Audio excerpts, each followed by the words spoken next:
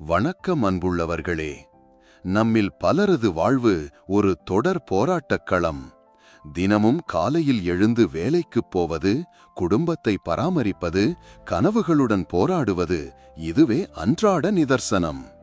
பல சமயங்களில் நேரம் இல்லை என்பதே நமது பெரும் தடையாக மாறிவிடுகிறது. இப்படிப்பட்ட ஒரு சூழலில் வாழும் அருண் என்ற இளைஞனின் கதையை இன்று நான் உங்களுடன் பகிர்ந்து கொள்ள விரும்புகிறேன். அருண் ஒரு சாதாரண அலுவலகத்தில் வேலை செய்பவர். அவருக்கும் நமக்கிருக்கும் அதே பொருளாதார கஷ்டங்கள், குடும்ப பொறுப்புகள். ஆனால் அவனுக்குள் ஒரு பெரிய கனவு இருந்தது. மேலும் படிக்க வேண்டும், தனது வாழ்க்கையை மாற்றிக்கொள்ள வேண்டும். அருணுக்கு பகல் நேரங்களில் படிக்க நேரம் கிடைக்கவில்லை. வேலைக்கு போய் வந்தால் உடல் சோர்வு, மாலை நேரங்களில் வீட்டுக் கடமைகள். ஆனால் அவன் சற்றும் மனம் தளரவில்லை. தனது மதிய உணவு இடைவேளையை ஒரு பொன்னான வாய்ப்பாக பயன்படுத்திக் கொண்டான்.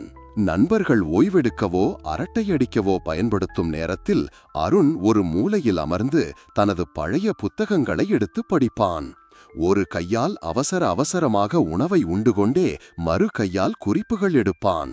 சோர்வு அவனை தாக்கினாலும் அவனது இலட்சியம் அவனுக்கு பலம் கொடுத்தது. சில சமயங்களில் சகாக்கள் கேலி செய்தாலும் அருண் அதை பொருட்படுத்தவில்லை. ஒவ்வொரு மதிய உணவு இடைவேளையும், ஒவ்வொரு 10 நிமிடமும், ஒவ்வொரு 5 நிமிடமும் அவனுக்கு கல்வியின் ஒரு படிக்கல்லாக மாறியது. மெல்ல மெல்ல அவன் தனது பாடங்களின் முன்னேற்றம் கண்டான்.